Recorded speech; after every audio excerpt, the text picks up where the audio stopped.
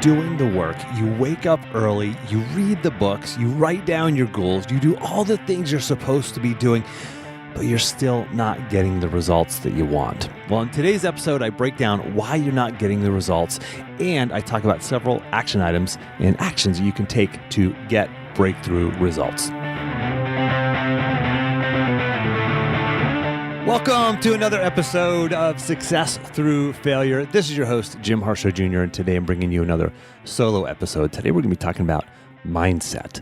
And mindset is a big reason. Well, it's the number one reason. If I was to give you one reason why I was able to achieve one of my long time goals, which was working from anywhere and taking an amazing life-changing trip with my family while being able to work from anywhere. As long as I have a cell phone and internet connection, which wasn't always easy, I can work. And I'm sitting here in Charlottesville, Virginia, daydreaming of Montana, which is where we were. We actually spent about a month out there. We were 6 weeks total door to door with all the travel. We traveled out. We actually drove out and hit a bunch of national parks on the way out. And I had just this amazing, incredible journey where we went to Yellowstone National Park and Grand Teton National Park. We went to Jackson, Wyoming, Jackson Hole, Whitefish, Montana. Went to an amazing ranch called the Ranch at Rock Creek, theranchatrockcreek.com. Absolutely incredible place. If you're looking for a Western vacation, it's a 5-star ranch. Amazing destination. And this was a dream come true for me. But I struggled. I struggled for many years trying to get there, trying to make this happen. It's not something that happened overnight. I was doing the work. I was working really hard for a really long time and not seeing results. And I remember when I actually started seeing results.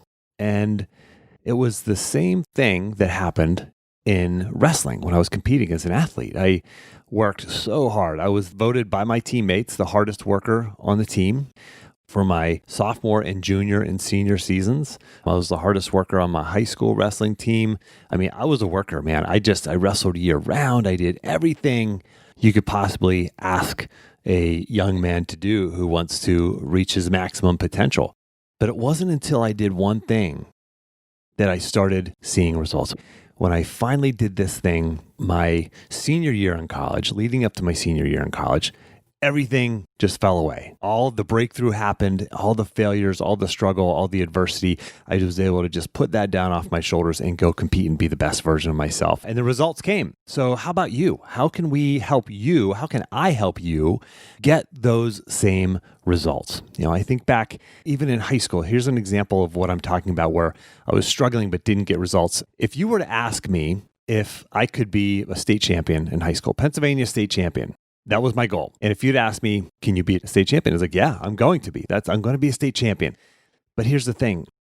I knew logically that I could be a state champion, but I didn't know emotionally. I didn't truly believe it at a deep level. And you might feel the same way. There might be something in your life where you're saying, yes, I know I can do that thing, but deep down, it's like just superficial.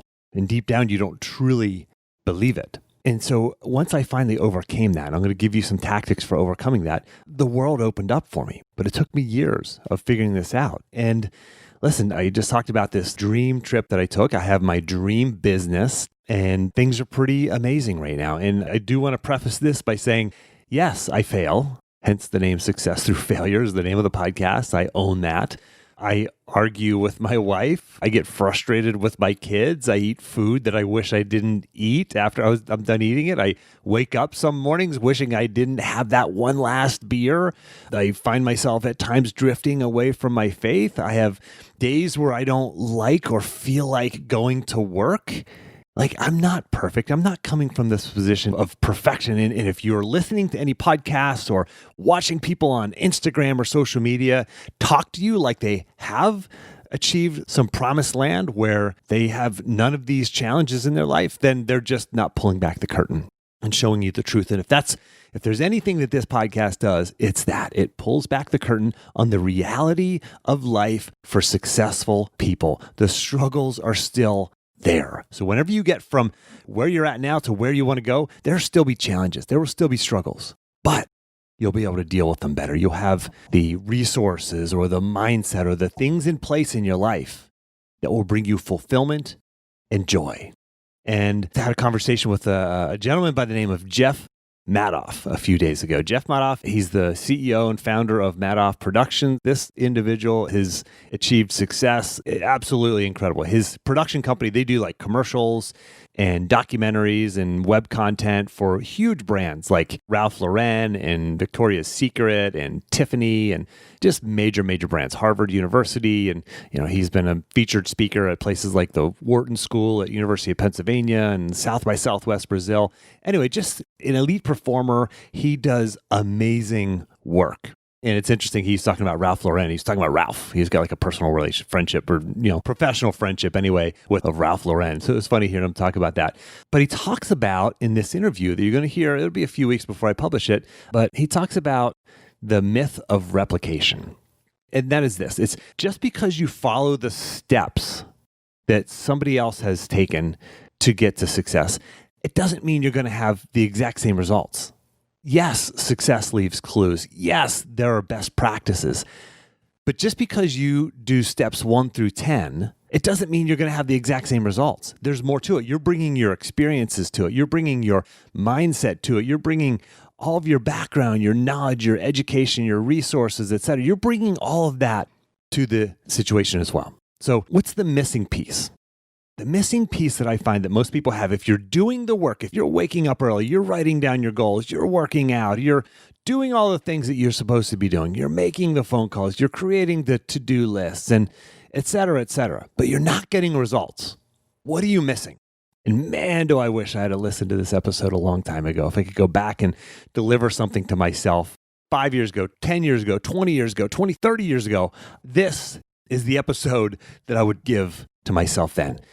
So what's missing? Well, I want you to think about it this way. No Olympic champion ever stepped onto the mat or into the pool or onto the field of competition or court without believing that they could be the Olympic champion. They weren't thinking, this is just too big for me. This is not my thing. I'm not good enough to be here. No, they weren't thinking that. And they weren't even just thinking, they weren't thinking that logically, but also deep down, they weren't believing that. They had a different belief. They had a logical belief that, of course, I can win this competition, logically, but also emotionally. There was a knowledge that, yes, I am capable. And not only am I capable, it's absolutely going to happen. And there are actually silver medalists who lost, who stepped onto the mat or into the pool or onto the field or onto the court, who actually believed that as well, but they failed. But they carried that belief with them, and that belief is the only thing that gave them a shot to actually winning. So how about you? How about you? Do you believe that logically, first of all, that you can achieve the success that you want? Do you have a logical belief that, sure, it's possible for me? And is that connected to a deep emotion where internally, that's the key. Internally, do you believe it? Because I think externally, most of us know that, sure, that's possible for me. Whatever that thing is that you want, it's possible. But when you don't have the emotional side, you don't deep down believe that it's actually true for you as well, then it's not going to happen. And so how do you do that? How do you make that switch, that shift to actually believing that? I don't know about you, but I know people who, I've seen interviews with people and where you hear them talk about, this is before they're successful, and you hear them talk about their goals and what they expect of themselves, and you just listen to them, you go, they've got it. They are unstoppable. They're an unstoppable force because they are believing these things and saying these things, and I just 100% believe they're going to achieve it, or at least maximize their potential in trying to achieve it. Have you ever come across people like that? I know I've talked to people like that. I get to interview people like that. I've gotten to interact with people like that over the years. And they just have that certain thing. And it's like this belief. And they always read these quotes growing up. You've just got to believe. It's all about belief and believe in yourself and all that. It's like, yeah, well, how do I do that? How do I actually, is it a button I press? Is it like, what do I do to actually just believe? Because I can't just believe right now. There are tactics that you can do and use to create that belief. And I'm going to share those tactics with you today because your success, your potential It's unlimited. It's unlimited. You think about Arnold Schwarzenegger. He grew up extremely poor in post-war Austria. He became a household name, superstar as far as bodybuilding, Mr. Olympia. I think, 7 times or something like that. And then a superstar in the movies, right? And the governor of California. I mean, my goodness. Oprah Winfrey, she was born, to a single mother, and she was, raped by a family friend when she was young. She was abused by another family member. She was pregnant by the age of 14, right? How did she get there? How did she achieve such amazing success? I interviewed a man by the name of Eric Weinmayer on my podcast, and that was episode 96. Way back in episode 96, I interviewed Eric Weinmayer, and he's a mountaineer. He summited Mount Everest, the culmination of any mountaineer's career. He also whitewater kayaked the Grand Canyon. I mean, parts of the Grand Canyon that are considered unrunnable. Whitewater kayaked them. And either one of those achievements is absolutely astounding. But Eric Weinmayer did both. And oh, by the way, he's blind. I mean, I could go on with these stories, but remind me again why you can't achieve success. Tell me again, what was your excuse? Now you believe. Okay, so you understand logically. You're at that point where you're, okay, logically I believe I can get there. But you're going to forget and you'll drift back to your beliefs. So you have to convert your beliefs. So how do you do that? I think about my story of coming to faith, my Christian faith. And, I had to start with the logical belief. I didn't even have that, but now I do. For me, just for if your case, you're in the same boat where I was, where you just logically okay, that stuff can't be true, right? All the whole story of Jesus and everything. Well, for me, when I made this logical connection of, okay, I look at the world and I look at, this is a little side topic here, but I'm going to make this quick, or you can fast forward through it if you want. But I understand, I look at the universe and you go, okay, there's billions of galaxies, and each galaxy has billions of stars. And there's clusters, there's galaxy clusters, and there's supposedly billions of those. It's what? Wait a second. My mind can't even wrap my head around any of that. And then you take that smaller and smaller down to, you got these galaxy clusters, and then within them you have galaxies, billions of those, and you have galaxies, and the galaxies there's billions of stars, and in each galaxy has planets, and there's our little planet Earth, and then we have Earth, and then we have continents, and then we have people like you and I who live on these continents, and our bodies are made up of cells, and you go inside of each one of those cells and has these little microscopic things you can't even see, and then in those are made up of atoms that are infinitely small, and it's just holy mackerel. When you put all this together and you look at how a leaf grows, how a child grows inside of a woman's stomach, in her uterus, how does that even happen? This is so mind-blowing. To me, you have to go, okay, there's something else at play here. This isn't all random. And so there's something else going on here, and there's a higher power. So for me, that's an easy leap. Okay, there's a higher power. And then here's the leap that I didn't make for a long time. And once I made it, I realized that this all makes sense. So the leap was this. If there's a higher power, what are the chances he, she, it would want to put a human being on earth to teach us how to live? That's not a very big leap. Of course, they would want to put somebody on earth to say, hey, here's how you're supposed to be doing this thing. Here's how this works. And here's how you're supposed to be treating those other people that I've put on the planet with you. You're supposed to treat them with love and care and kindness and acceptance and all of this stuff. So that is a very tiny leap for me to make. He would put somebody down here and then also wouldn't have them live this kingly life where everything was easy for them. No, he would make it really hard and still show how this person can love, and actually make them die one of the worst deaths, maybe the worst death you could ever imagine. And yet this person still lived with faith, and this person still loved and was kind and helpful and serving and accepting. And to me, that's okay, so that's this logical leap. So I got the logical part down. So now how do you make the emotional connection to actually believing something's true? Okay, whether it's making $1 million, whether it's believing in Jesus Christ, whether it's running a marathon or whatever it is for you. I'm going to give you the steps and the tactics that you can use today that are kind of weird, but they totally work. And you see them working in religion. You can also see them working in the lives and minds of elite performers. It didn't make me a different person using any of these, but it just helped me take my foot off the parking brake. And if you want to take your foot off the parking brake, you'll need to do the same thing. I don't care if you're a millionaire now or a CEO or a recent college graduate at an entry-level position, or you're just stuck in your career and not really sure what's next for you, or stuck in your life somewhere and you're not sure what's next. You have limiting beliefs. So let's get to work in breaking them. All right. So I'm going to give you a bunch of tactics, 9 to be exact, that you can use and put into place. Number 1, listen to stories of great failures like the ones I shared above, like Arnold and Oprah and Eric. And by the way, you can listen to my interview with Eric. Like I said, there in episode 96. There's other great stories like Wilma Rudolph. She was born in like the 1950s, I think it was, into a family of 22 children. She was number 20 out of 22. She came down with polio. She was crippled as a child. Doctors told her she would never walk again. Wilma Rudolph becomes a 3-time Olympic gold medalist sprinter. Is that mind-blowing?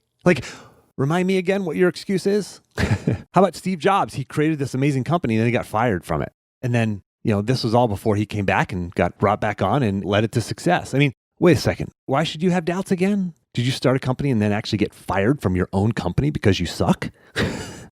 Abraham Lincoln failed 7 times when running for office. Wait, you failed how many times? And you're thinking now that you're not good enough? Well, Abraham Lincoln, arguably our most successful president, certainly probably the most memorable, and he's failed 7 times doing the thing that actually led him to being able to change the world. I could go on with these stories, but so that's number 1. Remind yourself of these stories. Listen to these stories. Seek these out. I mean, I don't know about you, but these are so exciting to me. They're mind-blowing, but it's not enough. These things wear off. These stories wear off. You have to keep reminding yourself of this stuff. So, all right, number 2, steal this one straight from religion. Taking things from a logical understanding to a deep-seated belief. And this is it. Mantras. You're going, man, Jim, that's weird. Yeah, I told you these tactics would be weird. You feel weird doing mantras? Then you can choose not to do them, but you're choosing not to take advantage of an amazing technique. Muhammad Ali, one of the greatest of all time at what he did, he said it's the repetition of affirmations that leads to belief. And when that belief becomes a deep conviction, things begin to happen. Things begin to happen. Muhammad Ali said this. Affirmations, mantras, using the right words to yourself over and over. Dana Wilde, I interviewed Dana Wilde in episode 227. This was a really popular episode, so I'd bookmark this or make a mental note. Episode 227 of the Success Through Failure podcast. Really popular. If you like this episode, you'll love that one. Interview with Dana Wilde. She's a mindset coach. And yeah, mindset coach, whatever. No, she's good, man. She gives you some great tactics in that episode. So check that one out. Next one, number 3, speak gratitudes out loud. Out loud. Say literally out loud so that you can hear it. You can hear your own voice talking about things you're grateful for. What's amazing right now in your life? What is just awesome? What are you super thankful for? And guess what? Here's the best way to do that. Think about some challenge that you're actually thankful for and figure out why you just might be thankful for it. I'm thankful for this challenge, this financial struggle that I'm going through right now because it is making me blank. Whatever it is for you, right? Whatever challenge you're facing, I'm thankful for this health challenge I'm going through right now because it's made me more aware of the great things I have in my life and my relationships. It's made me more proactive about getting my things in order in my life. Right? Whether it's a will or conversations that need to be had. What are you thankful for? Think about these challenges even that you're grateful for. I used to do this quite a bit whenever I had a commute. I don't have a commute. It's just going up the step now, but I still do this with the 5-minute journal. I still speak gratitudes out loud, but I did a lot of this as I was working on my mindset shift. Next one, number 4, change your language. For years, and I've talked about this a couple of times on the podcast now over the years, but when I was growing up as a wrestler, I just hated running because for me, the first time I did it, I was cutting weight, trying to make weight, and it just sucked. I hated running. I couldn't run fast. And that was my first experience. So I just had this stigma. It's kind of like the first time you drink tequila. If you get sick, you're going to hate it for the rest of your life. If you don't, then you might actually like it. So me, good first experience with tequila, bad first experience with whiskey. So there you have it. But think about something that you say, I'm not good at. For me, it was running. So I finally just about 5 years ago now, I signed up for a half marathon to force myself to run more and to overcome my fear and hatred of running. And so I started changing my language. I went from saying, I hate running and I'm not good at running to I'm starting to enjoy running. And I'm starting to get better at running. And guess what? I did. And I enjoyed it. And I ran a half marathon. And I've more recently run a marathon. And that's just how it works. It starts out with those words that you're saying to yourself. You might say, I'm not good at sales, or I hate making sales calls. Change it to I'm getting better at sales. And I'm actually starting to enjoy sales calls a little bit. And when you say that, I'm actually starting to enjoy making sales calls, you're going to actually, your mind automatically starts finding like a little way to prove it's not lying. Oh yeah, you know what I actually do? I actually enjoy kind of the relationship part of that, like kind of getting to know somebody a little bit. Or I enjoy the thrill of the battle of trying to make that sale, right? Or whatever it is, you'll start finding reasons or excuses to believe yourself. I hate working out. Well, change it. I'm starting to enjoy working out. Then you'll start going, wait a second, I kind of am starting to enjoy working out because I do my workouts with a group of friends. Or when I work out, I feel more confident and better afterwards. So I'm actually starting to enjoy working out. I hate waking up early. Well, I'm actually starting to enjoy waking up early. And your mind is going to instantly go to why you might enjoy waking up early. Because you're up at the break of dawn, you're up before the world, you're getting a head start on things, you're more productive, all those things that come from it. So that's number 4, change your language. Number 5, this is weird. I'm just going to put this out there. One thing that I do with my clients, certain clients that I've used this with, who I feel really need it, is I have them keep a success log. And that is keeping track of any compliments that they've received, not just now, but like over the years, reasons they've have for succeeding, and all the things that they have, sort of unfair advantages that they have that will help them be successful. This is helping it go from a belief that I can succeed to an emotional belief. So you keep track of these things on a log. I use a Google Doc. And then eventually, after you kind of feel like you have that list cultivated well, for me, I typically just kind of, when I started, I just did a brain dump and then I came back to it. And after a while, a few weeks, I'd think of something else and I'd add that to it and think of something else and I'd add that to it. And I still have this running log going. And every once in a while, I pick up my phone, I hit the record button for the voice memo, and I record a voice memo. And now I've got it saved on my phone. And anytime I'm driving down the road, I can listen to it. So I used to have my plan was I would listen to it at least once a week. I would listen to this like 5-minute audio of all these reasons telling myself that I'm a badass, that I can achieve success. And when I did that, it reminded me that, oh yeah, you're not just a story of a bunch of failures and self-doubt and reasons why you can't. There's also these like unfair advantages and this outside validation you've received and these degrees that you have or connections that you have or work ethic or assets that you have in your life that are going to lead you to success. So creating and then listening to these recorded audios. That's number 5. Number 6, people. Who are the people you're spending your time with? Do they suck? Or are they just average? Or are they raising your standard and pulling you up? Now you think of an Olympian on an Olympic team, they're not surrounded by a bunch of like amateurs getting started out in their sport. If they were, it would slow them down, pull them back. They're surrounding themselves with similar people, maybe even better people, right? The Olympian who wants to become an Olympic gold medalist is going to track down elite level coaches or people who have already been there, who have already won Olympic medals or coached other people to Olympic medals. And that's who you surround yourself with. So actually, who are you surrounding yourself with? Like, who are the people outside of maybe just your immediate family that you're going to spend time with regardless? Like, are you choosing to spend time with like people who are crushing it in what you do or what you want to do, whether it's fitness or having awesome relationships or making a bunch of money? Like, are you surrounding yourself with people who are crushing it or just kind of like whoever you bump into and kind of hang out with? That's a choice. It's a choice. You can be intentional or you can drift.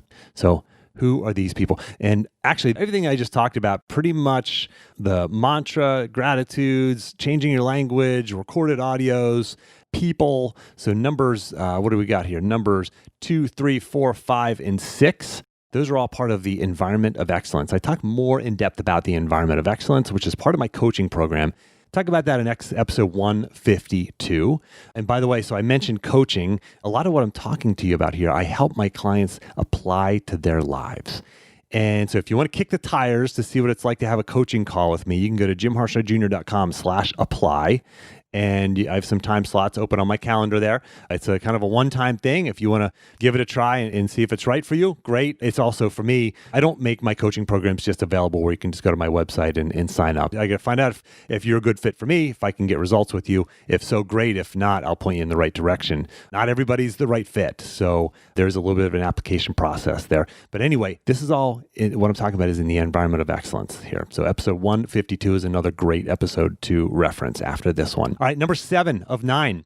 I interviewed Jared Kamar on my podcast, and I interviewed him in episode 125. He's a client of mine. He actually brought this idea to me, and it's this idea of basically a video vision board. If you ever heard of a vision board, it's basically you take a poster board and you take a bunch of magazines and you cut out pictures or print out pictures off the internet and you post them on the board, and it's of the ideal life that you want to live. It's like the home you want to live in, the amount of money you want to make, and relate images that relate to like your relationships or vacations or whatever, all these things. And you see that and you implant these images into your mind, but you put this vision board up. But anyway, there's the idea of a vision board, or what I call a Kamar video. His name's Jared Kamar. So I just kind of coined it after him.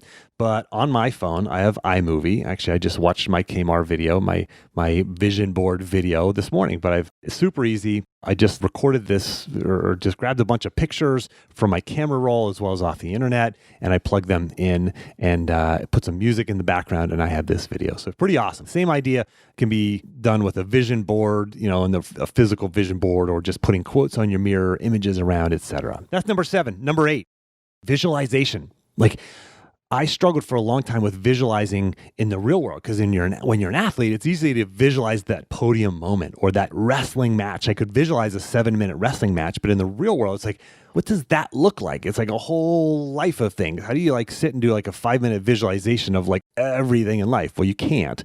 So you visualize specific things like getting that job, doing the application, or showing up the first day for your new amazing job, dream job, or visualize getting that big contract, visualize receiving that award, visualize driving that car that you want, visualize walking out of your boss's office the day that you quit your job to go do your dream job or dream business like I do. So visualize that moment. And you might have a bunch of those. You might have a dozen of those, but just pick one on a regular basis and set a timer for 2 minutes and visualize it. And the key thing is here to feel it, feel the success, and feel like that has already happened.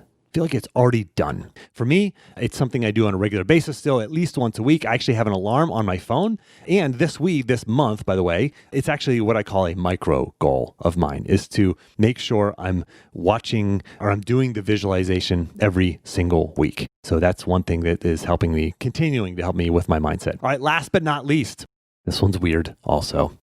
I went to a hypnotist, and it was amazing, life-changing for me. And I actually interviewed a hypnotist in episode 249, hypnotherapist Erica Flint. So I recommend you check that out. But this goes into the deep recesses of your mind and helps to unlock the obstacles that are holding you back. Again, if you're doing all the things, you're checking all the boxes, you're creating lists and you're setting goals and you've done this and that and you read the books and you listen to the podcast and you're just not getting the damn results. Well, talk to a hypnotist or do any other of these action items. Okay, these are specific tactics that you can do, that you can use.